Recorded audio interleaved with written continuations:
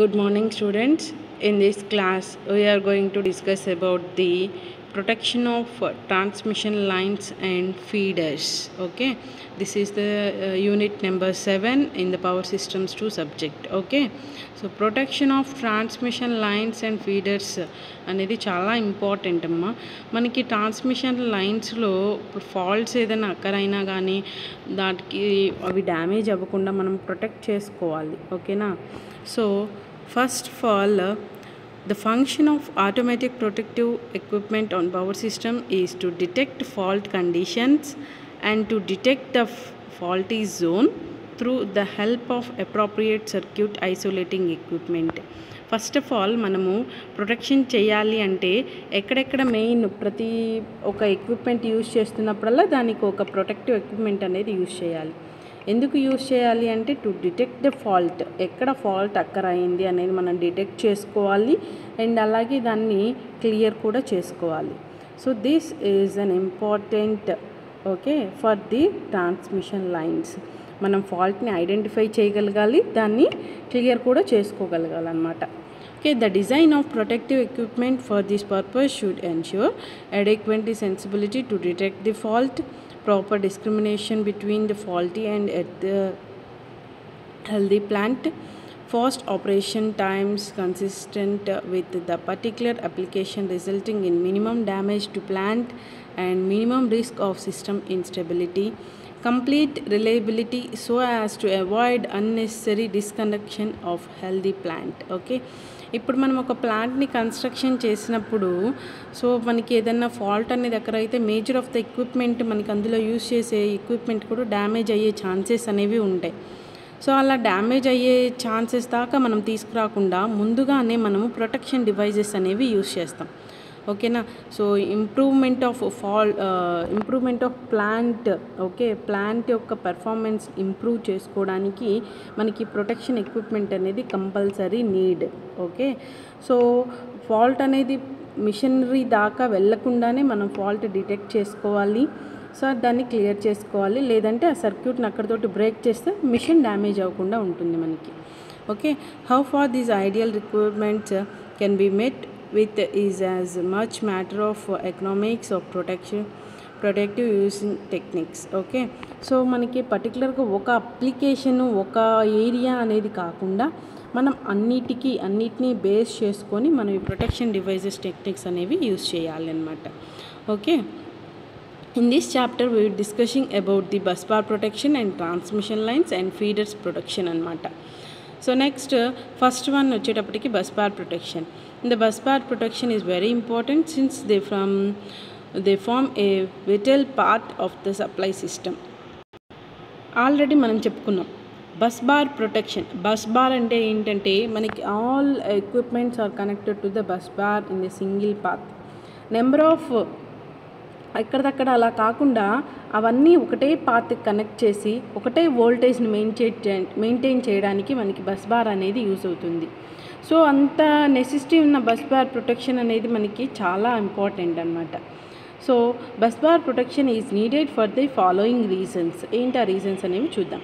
In case of fault on bus bar the fault current and power may be very large and cause serious damage to the system. So bus bar యొక్క protection అనేది మనం చేయలేకపోయాము అంటే so ఆ system ఏదైతే ఉందో దానికి connect అయి ఉన్న సిస్టమ్ మొత్తం మనకి డ్యామేజ్ అయిపోతుంది. Fault on bus bar may affect the continuity of power supply and causes disconnection of power to a large portion of the system. So bus bar అంటే ఏంటంటే ఇప్పుడు మనకి ఒక లైన్ ఒక సింగిల్ పాత్లా ఉండి దానికి సర్క్యూట్ బ్రేకర్స్, రిలేస్, దాని యొక్క పార్ట్స్ ఎక్కడ డ్యామేజ్ ఎక్కడైనా కానీ టోటల్ సిస్టమ్ మొత్తం డ్యామేజ్ అయిపోతుంది. ఓకేనా? సో పవర్ సప్లై అనేది ఆగిపోతుంది. The stability of the system is affected by the fault in bus zone. Okay, so bus bar protection అనేది మనకి plays an important role. In the end of large power systems protection of bus bar section is necessary so that fault sections are isolated before the fault spreads over the whole system. మనం system మొత్తానికి damage అనేది జరగకుండా మనం స్టార్టింగ్లోనే ఫాల్ట్ని detect చేసి clear చేయాలి అన్నమాట. Okay, For the purpose of protection, the bus bar zone includes the bus bars, the circuit breakers and isolating switches. When the fault occurs on a particular section of a bus bar, all circuit equipments connected to that section must be tripped out to isolate the section completely. So అందుకని మనం bus బార్స్కి ఏంటంటే ఈ circuit breakers, isolators, switches అనేవి use చేస్తాం. So మనకి ఎప్పుడైతే fault అనేది అక్కర్ అవుతుందో ఎటు పర్టికులర్ సెక్షన్ దగ్గర మనం అక్కడ దానికి కనెక్ట్ అయి ఉన్న స్విచెస్ అనేవి ట్రిప్ చేస్తాం, అవన్నీ ఓపెన్ చేసేస్తాం, మనకి సప్లై అనేది ఆగిపోతుంది. సో దానివల్ల డ్యామేజ్ అనేది అనదర్ సిస్టమ్స్కి జరగకుండా ఉంటుందన్నమాట. Okay, and the following are the desirable features of bus bar protection scheme. It should select and isolate only the fault section, and it should clear all bus bar faults as quickly as possible, and it should be avoid the use of multi-tripping relays, and no relay should control more than one circuit. It should be clear all the circuits connected to a faulty bus bar section. It's a desirable features anamata.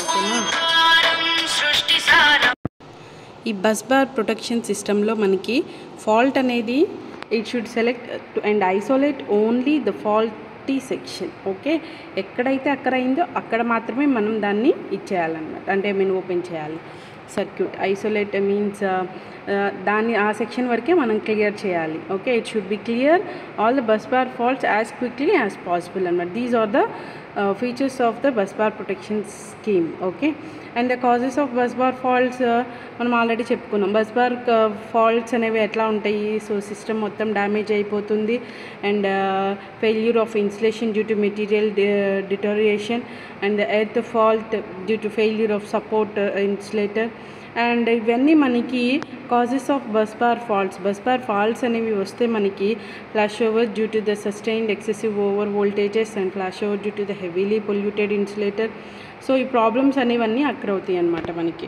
So it's bus bar protection అనేది మనకి plays an important role. Okay, so the types of schemes for bus bar protections are, first one is the differential protection, and the second one is the frame leakage protection.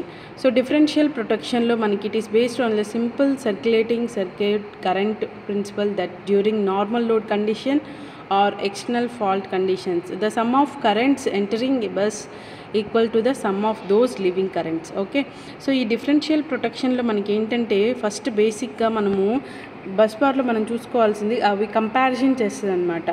So input మనకి ఎంత current వస్తుంది, output ఎంత వెళ్తుంది. ఓకేనా, the sum of entering currents మనకి input వచ్చేవి ఏమైతే ఉన్నాయి అండ్ అవుట్పుట్ దాని నుంచి వెళ్ళే పాత్స్ ఏమున్నాయి. బస్ బార్ కంటే మనకి అదే జంక్షన్ పాయింట్ అని చెప్పుకున్నాం. Bus bar is nothing but junction point. Number of paths అనేవి దానికి కనెక్ట్ అయి ఉంటాయి. సో దానిలో మనకి ఇంటర్నల్గా దానికి ఆ బస్ బార్లోకి ఎంటర్ అవుతున్న కరెంట్స్ ఉంటాయి, అండ్ అక్కడ పాయింట్ నుంచి లీవ్ అవుతున్న కరెంట్స్ కూడా ఉంటాయి అన్నమాట.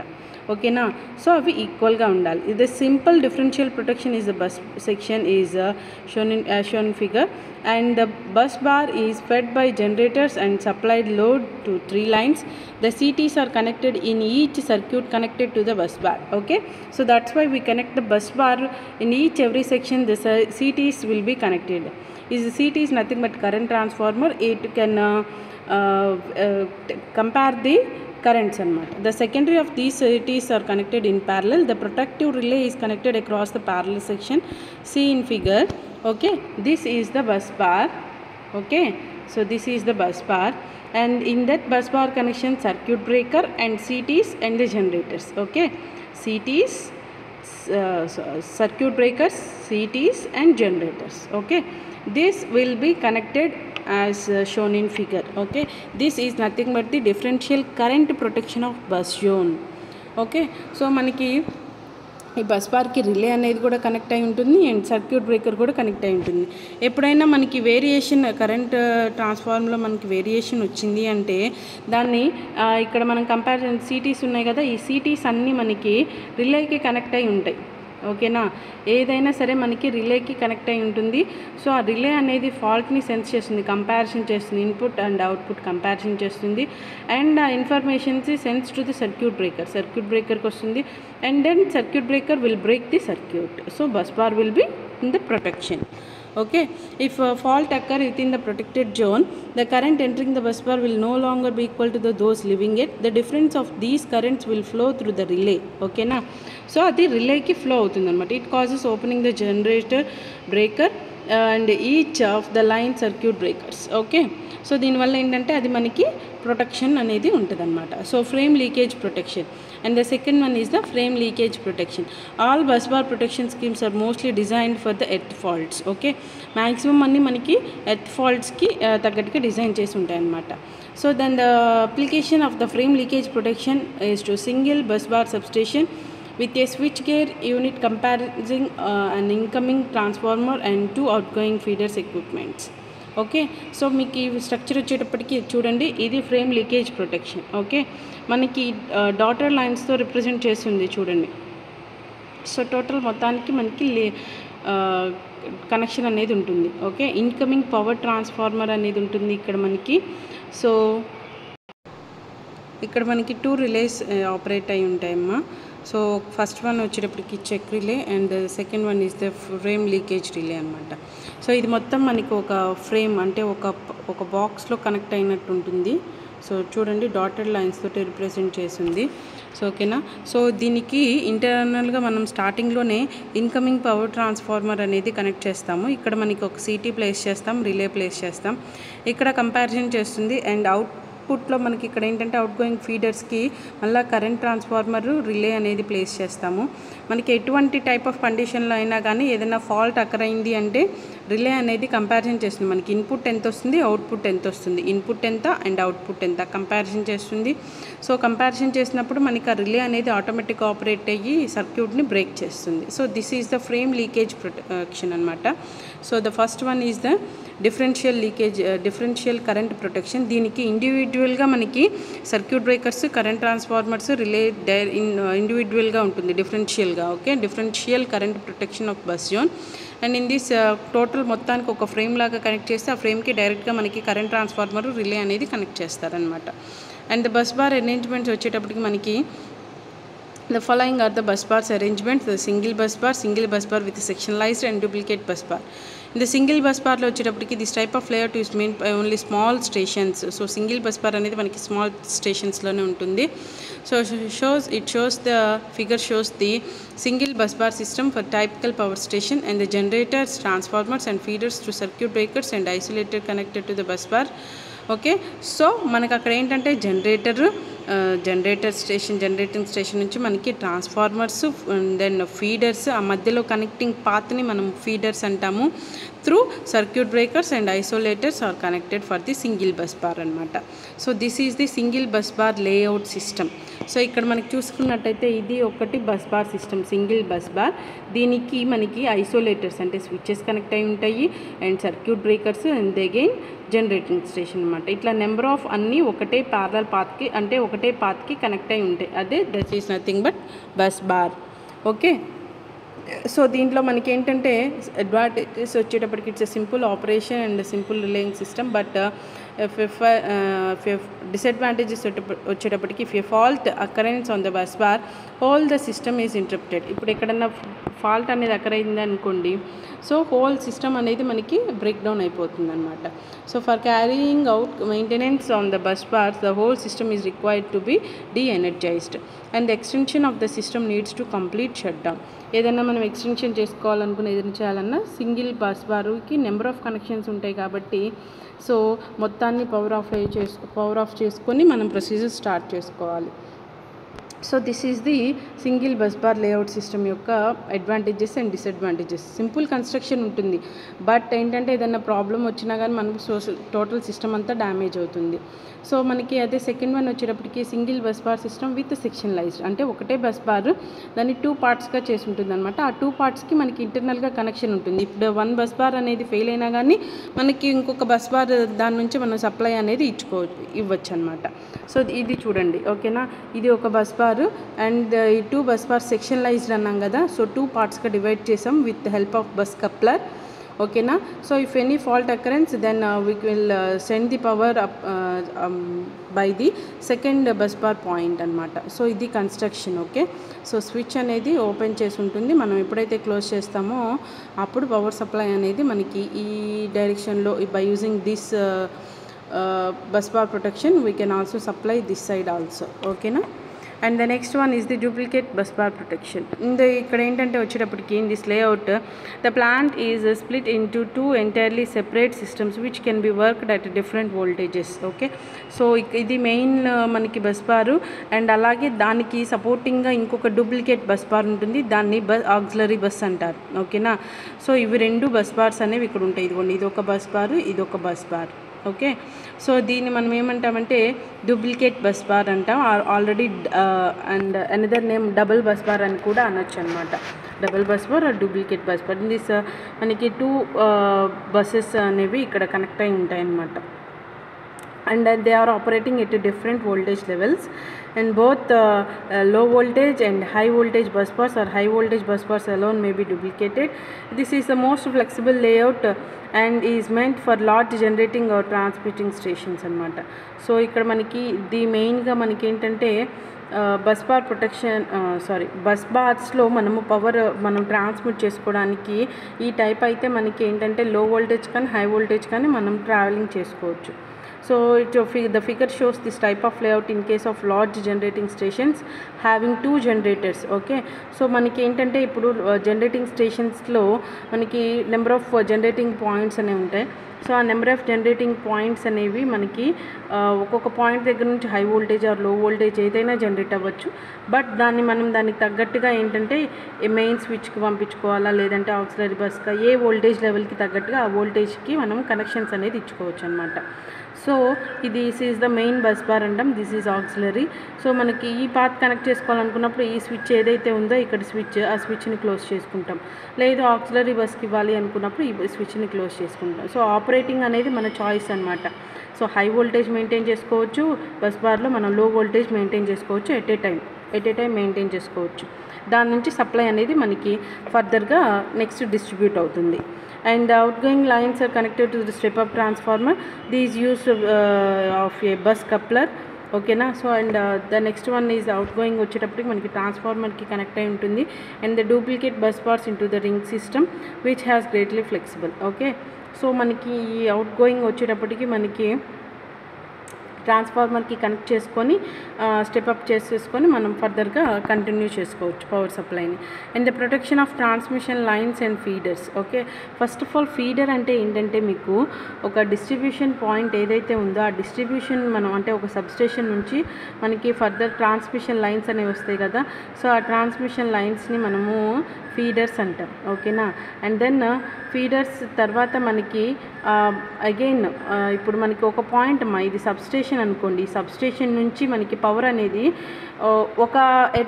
ఒక సెంటర్ పాయింట్ దగ్గరికి క్యాప్చర్ చేస్తాం, దాని నుంచి మనం డిస్ట్రిబ్యూట్ చేస్తాం. ఈ సెంటర్ పాయింట్ వరకు క్యాప్చర్ చేసి ఇది ఉంది చూసారా, దీన్ని ఫీడర్స్ అంటాం. ఓకేనా, సో ఆ ఫీడర్స్ని మనం అంటే ఆ లైన్ ఏదైతే డిస్ట్రిబ్యూషన్ చేసేటప్పుడు మనకి ఆ లైన్ ఉంటుందో దాన్ని ఎలా ప్రొటెక్ట్ చేసుకుంటాం. ఓకేనా, సో దాన్ని ఎలా ప్రొటెక్ట్ చేసుకుంటామంటే పిల్లెట్ వైర్ ప్రొటెక్షన్ అనేది యూస్ చేస్తాము.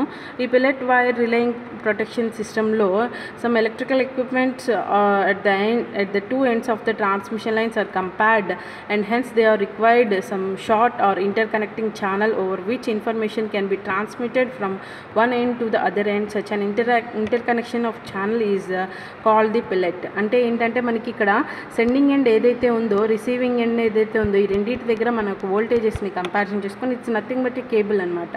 సో అక్కడ ఏంటంటే ఇక్కడ ఒక ప్రొటెక్షన్ సిస్టమ్ ఇక్కడ ఒకటి యూజ్ చేసుకొని మనము ఆ కంపారిజన్ చేసుకొని ఓకే ఇన్పుట్ ఎంతైతే వస్తుందో అవుట్పుట్ ఎంత వస్తుంది. సో వేరియేషన్ అనేది లేదు కాబట్టి మనకి సో సిస్టమ్ అనేది ప్యారల్గా రన్ అవుతుంది. ఎప్పుడైతే మనకి ఇన్పుట్ వోల్టేజ్ ఇన్పుట్ కరెంట్ కన్నా మనకి తక్కువ వచ్చిందో సో అప్పుడు ఫాల్ట్ ఏదో అయింది అక్కడ అని అర్థమవుతుంది అనమాట. ఓకేనా, this is the protection system. ఇది ఈ ప్యారల్ ఫీడర్ అని చెప్పుకున్నాం కదా, ఇది ప్రొటెక్షన్ లైన్ అనమాట. ఈ ఫీడర్ అంటే మనకి ఇది ఇక్కడ జనరేటింగ్ పాయింట్ నుంచి మనము ఇది జనరేటింగ్ పాయింట్ అనుకోండి, డిస్ట్రిబ్యూట్ చేసే పాయింట్కి కేబుల్ ఉంటుంది కదా. సో మనం ఇక్కడ ఏం చేస్తామంటే circuit breakers, current transformers and relays use చేస్తాం. ఇక్కడ ఏంటంటే ఈ రిలే అనేది two relays both connected with the pellet wires అనమాట. సో ఈ సర్క్యూట్ ఇక కరెంట్ ట్రాన్స్ఫార్మర్లో మనకి ఇక్కడ ఎంత కరెంటు ఫ్లో అవుతుంది అనేది మనకి ఇక్కడ ఈ రిలే దగ్గర ఆపరేషన్ ఉంటుంది. సో ఫర్ ఎగ్జాంపుల్ 2 amps అనేది ఫ్లో అయింది అనుకుందాం. ఇక్కడ ఓకే సెన్స్ చేస్తుంది 2 amps ఫ్లో అయింది. సో మనకి ట్రాన్స్మిషన్ అయిన తర్వాత ఇక్కడ current transformer at the end మళ్ళీ కరెంట్ ట్రాన్స్ఫార్మర్ సర్క్యూట్ బ్రేకర్స్ అనేవి ఉంటాయి. సో అట్ ద ఎండ్ మనకి ఏంటంటే ఇక్కడ కరెంట్ ట్రాన్స్ఫార్మర్లో ఓన్లీ 1 amp లేదంటే 0.5 amps వచ్చిందనుకోండి. సో అగైన్ ఆ కరెంట్ ట్రాన్స్ఫార్మర్ రేటింగ్ అనేది ఇక్కడ మనకి ఆపరేటింగ్ కాయిల్, ఓసీ అంటే ఆపరేటింగ్ కాయిల్, ఆర్స్ అంటే రిలే అమ్మ. So restraining coil. Okay, so ఇక్కడ మనకి ఆపరేటింగ్ కాయిల్, రిస్ట్రైనింగ్ కాయిల్ అనేవి ఈ రిలేలో పార్ట్స్ అనమాట. సో ఆ రిలేలో మనకి కంపారిజన్ చేస్తుంది, మనకి ఇన్పుట్ ఎంత వచ్చింది, ఇక్కడ 2 amps వచ్చింది, 0.5 మనకి అవుట్పుట్ వచ్చింది. సో ఇట్స్ నాట్ ఫేర్ అనమాట. సో అది మనకి మంచి కాదు. అంటే ఏంటంటే అక్కడ ఏదో ఫాల్ట్ అక్కడ అయింది అని చెప్పారు. ఇంకా ఇన్ఫర్మేషన్ సర్క్యూట్కి బ్రేక్ చేసినప్పుడు మనకి సర్క్యూట్ బ్రేకర్ అనేది బ్రేక్ అయిపోతుంది. సో లేదు మనకి 2 amps వచ్చినప్పుడు 2 amps డైరెక్ట్గా వచ్చేసింది అనుకోండి, ప్రాబ్లం లేదు, కంటిన్యూస్గా ఫ్లో సప్లై అనేది వెళ్ళిపోతుంది. ఎప్పుడైతే రాలేదో మనకి అప్పుడు సర్క్యూట్ బ్రేకర్ ఆఫ్ అయిపోతుంది. సో అప్పుడు ఆఫ్ అయినప్పుడు మనకి ఏంటంటే సిస్టమ్ మనకి అర్థమవుతుంది, అక్కడ సర్క్యూట్ బ్రేకర్ అయ్యి ఫ్లో అనేది లేదు అంటే అర్థం ఏంటి అక్కడ, సో పవర్ అనేది సప్లై ఆగిపోయింది అంటే ఏదో ఫాల్ట్ అక్కరైంది. సో వెళ్ళి మనం ఏంటంటే దాన్ని ఎక్కడక్కరైంది, సో ఎక్కడక్కరైంది అనేది కూడా మనం ఈజీగా ఐడెంటిఫై చేయొచ్చు. సో ఈ పార్ట్లో at this point the fault will occur and then we can clear that fault very easily. Okay, so this is nothing about the pellet wire protection using circulating current differential relaying scheme. This is about the feeders ki manam use chese protective technique endante pellet wire protection using. Okay, this is the one method. And the effects of pellet wire relaying system is the fault is identified in within a short time and high speed of tripping of fault section and damage occurrence is minimized and improve the overall system stability. So మనం ఏంటంటే pellet wire relaying అనేది use చేయడం వల్ల ఏంటంటే మనకి ఇవన్నీ advantages అనమాట. Fault detection with అంటే షార్ట్ టైంలోనే మనం కంపారిజన్ చేసుకోవచ్చు అండ్ దాన్ని డ్యామేజ్ అవ్వకుండా మనం ప్రొటెక్షన్ చేసుకోవచ్చు అనమాట. So and protection of transmission lines using distance and impedance relay we are going to discuss in the next class. Thank you.